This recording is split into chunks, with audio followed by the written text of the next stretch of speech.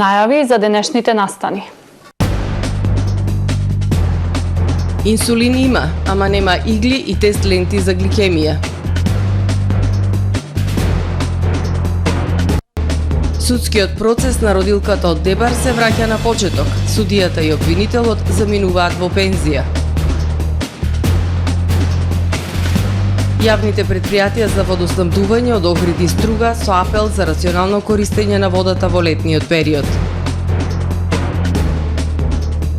Изложба на стари фотографии Охрид 1940-1945 во куќата на Уранија. Охридски гимназијалци во видеоспотот на НАТО за подигнување на еколошката свест. За најавените содржини ќе ве информираме во дневникот кој започнува по временската прогноза. Останете со нас. Трпе Инвест ви донесува метео на ТВМ.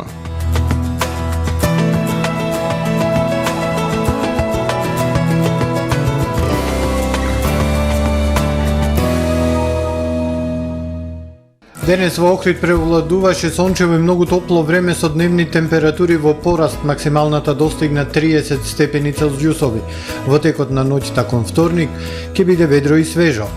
Утре над британските острови, Скандинавија, северозападна и дел од централна Европа, нестабилно време со дожд, грмотевици со засилен ветар. Во останатите делови од Европа, доминација на антициклонско поле, кое ќе донесе сончево и потопло време со дневни температури во пораст. На Балканскиот полуостров во вторник времето претежно сончево со локална облачност и топло. Дневните температури ќе бележат пораст и максималните ќе се движат во интервал од 30 до 35. Во Македонија во вторник свежо утро, утринските температури од 10 до 20 степени, а времето во текот на денот сончево и топло со слаб североисточен и северозападен ветер. Максималните дневни температури во земјава во пораст ќе бидат во интервал од 29 до 37 степени Целзиусови. Во Охрид во вторник не очекува сончево и топло време и слаб североисточен ветер. Минималната 14, дневната температура 30. Во среда и четврток во нашиот град тропски ден, сончево и многу топло време, минималната 15 односно 17, дневната температура 33 односно 35 степени. Во петок тропски ден, сончево и многу топло време, утринската 18, а дневната 36 степени Целзиусови.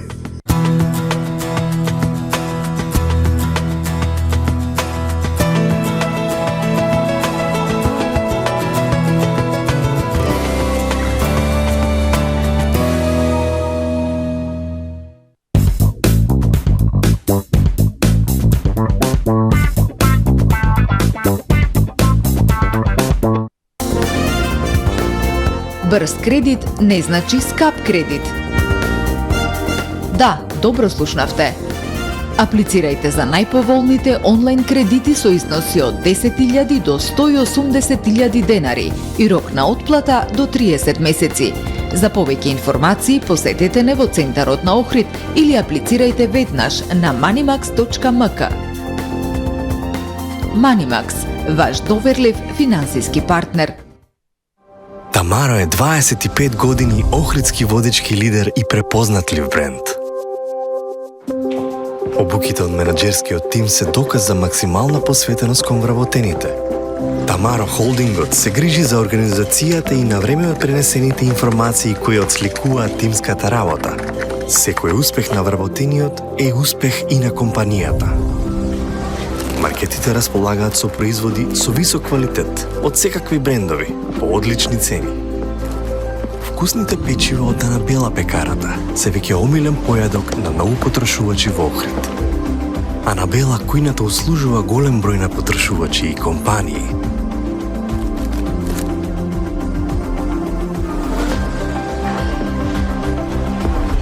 Рибарата е секогаш снабдена со најразлични видови на риба и морски плодови. А месарниците располагаат со свежо месо и местни производи во секое време. Уживајте во својот охридски домаќин. Тамаро, повеќе од маркет.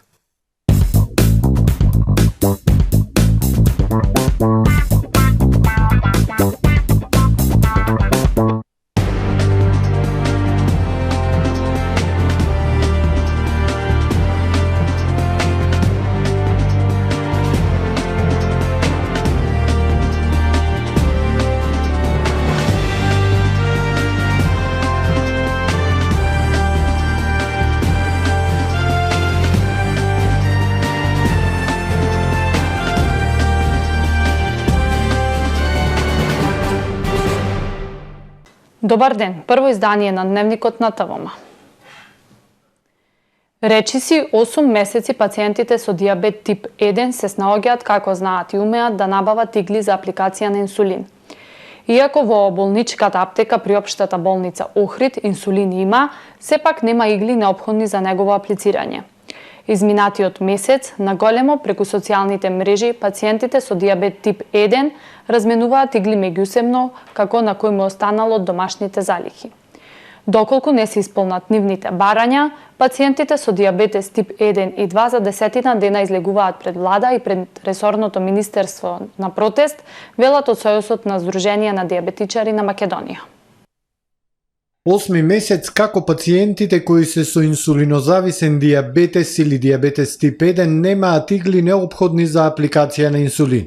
Иако инсулин има и во аптеката во општата болница во Охрид, нема ни игли ни тест ленти за мерење на гликемија, кои им се потребни на пациентите и со двата типа на диабетес. Долго време како овие пациенти не ги замениле ни глукомерите, односно апаратите за мерење на шеќер во крвта. Димче Велев, председател на Сојузот на Здруженија на диабетичари на Македонија, истакна дека на неодамнешната средба ги доставиле барањата до министерот за здравство Фатмир Меджити. Бараме веднаш најкасно според нивните на маса изложени информации до 20 јули да ги добиеме потребните количини за ленти и глукомери заедно со иглите за аплицирање на инсулин. Бидејќи џабе ни даваат инсулин, кога игли нема, ги нема ни во аптеките да си ги купите. Нема антидиабетна терапија во доволни количини, за нас неразбирливи, несватливи, и тоа на министерот за здравство му го предочивме дека не сме да продолжи да се случува. Значи, антидиабетната терапија треба, бидејќи има договори, склучено завршени тендерски постапки, треба да се даја редовно и нормално кај лицата кои што им е одредено од докторите. Велев кажа дека барањата на оваа група пациенти се 4. И тоа, продолжување со набавка и навремена достапност на најсовремените терапии во третманот на диабетесот, иако може да се рече дека во Македонија се достапни најсовремените терапии, организирање на едукација и едукативни кампови за пациенти и нивни семејства, до едукација на медицинскиот персонал за работа со лица со диабетес, менување на системот за набавка на глукомери по референтни цени, како во цел свет, и набавка и достапност на системи за континуирано мерење гликемии за сите лица со тип 1 во земјава. Референтна цена што значи да кажеме? Тоа значи дека секој пациент тип 2 ќе оди во аптека нормална, кај што набавуваме терапија, и друга, и ќе го има прво апаратот и лентите кои што ги обезбедуваат, ги гарантира државата дека ќе има на ниво на износот на потврдата кој што ќе ни биде издаден, а ние ќе имаме право на избор и што можат да се доплатат и да си купат по-квалитетни или понови типови на ленти, односно глукомери.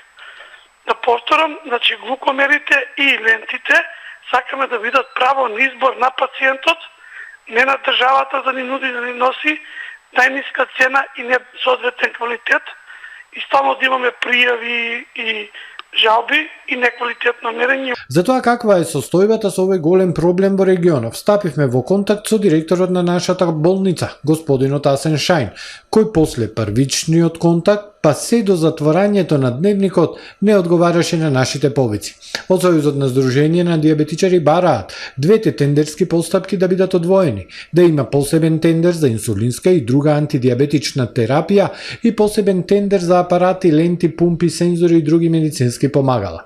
Во Македонија последните податоци велат дека има 116.000 лица од диабетес или поточно 600 деца до 18 години, односно деца и адолесценци со тип 1 диабетис, а вкупно 5.000 лица со тип 1 диабетис комплетно зависни од инсулин. Од Сојузот велат дека доколку до 20 овој месец не се излезе во пресред на нивните барања, тие својот револт ќе го искажат преку протест пред владата и Министерството за здравство на Република Македонија. Одложено судското рочиште за родилката од Дебар, која пред 3 години во Струшката болница остана без 3 органи. Вештакот од клиниката за гинекологија и акушерство не дојде поради годишен одмор.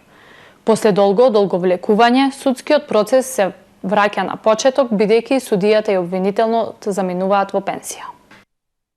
Повторно одложено судското рочиште за родилката од Дебар Јилда Звеаповска, која при породување во 2020 година во Струшката болница остана без 3 органи – бубрек, матка и јајник. На денешното рочиште требаше да сведочи вештак од клиниката за гинекологија и екушерство, но тој не дојде поради годишен одмор.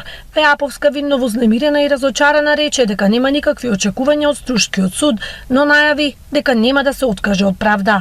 Што јас правдата колку години ќе барам во овие судски врати, не знам, затоа што доста сум физички оштетена, сум половина човек, така во овој суд јас и психички ќе се пореметам и така што можеби до мојата смрт правда ќе има. После долго одолговлекување судскиот процес се враќа на почеток, бидејќи судијата Живко Аврамовски и обвинителот Благоја Даскаловски заминуваат во пензија. Секој бега како ѓавол од крст од овој предмет, меѓутоа нема каде да бегат, јас ви гарантирам. Еден ден ќе падне пресуда и јас ви гарантирам дека таа пресуда ќе биде осудителна. Нема каде да бегаат од вистината, нема каде да бегаат од правдата. Следното рочиште од процесот кој се води против тројцата гинеколози од Струшката болница, кои се товарат за тешки дела против здравјето на луѓето, се одложи на неопределено. Учениците од Охридската гимназија Свети Климент Охридски, кои беа наградени за нивниот проект за покренување на еколошката свест, на видео рекламата на НАТО. Видеото ќе биде емитувано на телевизиите ширум светот. НАТО објави видеоспот за покренување на свеста за еколошките проблеми и климатските промени, во кој учесници се и ученици од Општинското средно училиште Свети Климент Охридски од Охрид, кои беа наградени за нивниот проект за покренување на еколошката свест под менторство на професор Марија Чанова. Меѓународниот воен совет за клима и безбедност со поддршка од мисијата на САД во НАТО ги повика младите луѓе низ Арктикот, Медитеранот, Источна Европа и пошироко да ги споделат своите лични приказни за влијанијата на климатските промени во нивните заедници. На видеото младите лидери од Шпанија, Албанија, Франција, Украина, Грција, САД, Италија, Алжир, Холандија и Македонија ја изразија својата загриженост за благосостојбата и безбедноста на нивните домови, како и последиците од несправувањето со климатските ризици. Андреј Митревски зборува за загадувањето во Македонија. Видеото ќе биде емитувано на телевизиите ширум светот. Комисијата за проценка на штети при општина Охрид е веќе на терен и врши увид на штетите кои ги направи невремето кое кон крајот на јуни месец ги зафати општините Охрид и Дебрца. Досега во архивата на локалната се обработени 500 барања. Од локалната велат дека сигурно ќе има уште толку.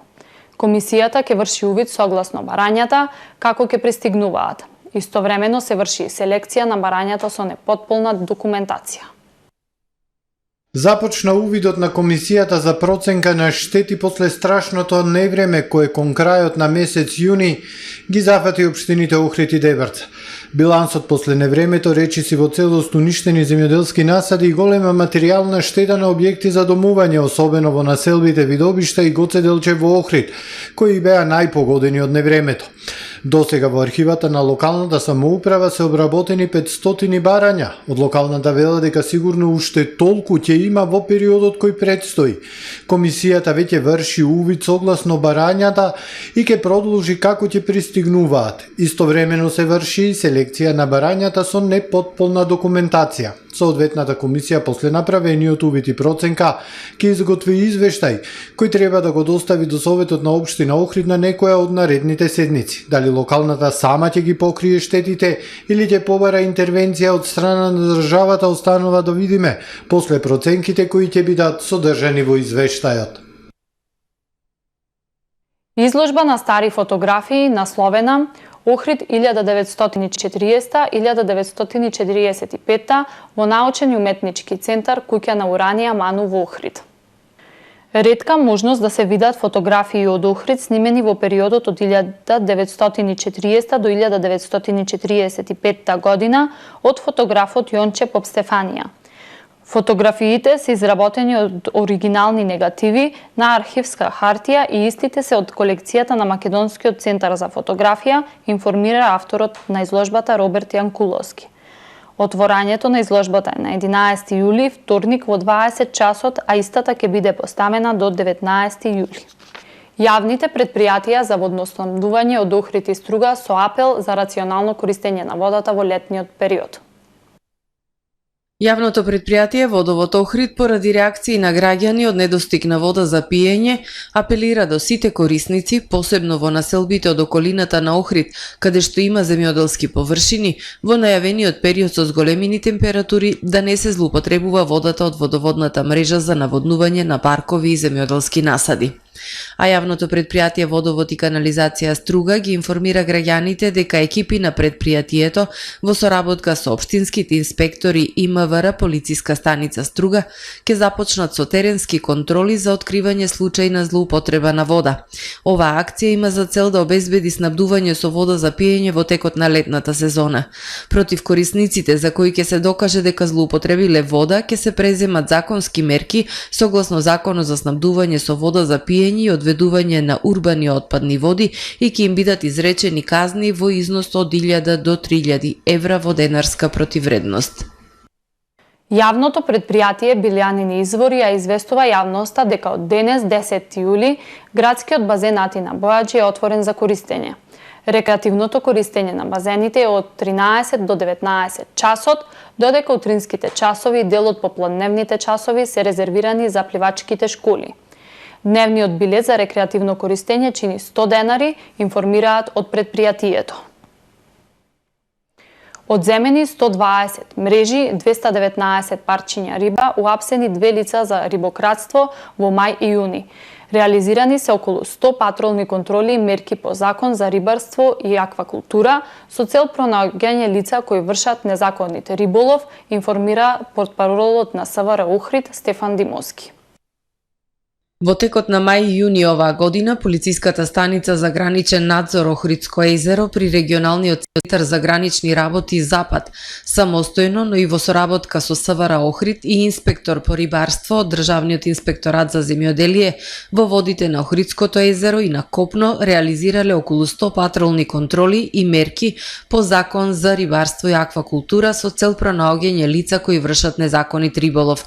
При тоа, полициските службеници во водите на езерото пронајдоа и одзедоа 126 рибарски мрежи во должина од 2800 метри со 219 парчиња уловена риба во вкупна тежина од 45 килограми, како и повеќе видови риболовен алат и опрема. Лишени од слобода се 2 лица од Република Албанија кои со пловен објект илегално ја преминале државната граница, како и едно лице кое со харпун ловело риба во езерските води. Поднесени се 2 кривични пријави по основ на илегален премин на државната граница и незаконит риболов во територијалните води на Република Македонија, како и прекршочни пријави по Законот за рибарство и аквакултура и една пријава по Закон за внатрешна пловидба.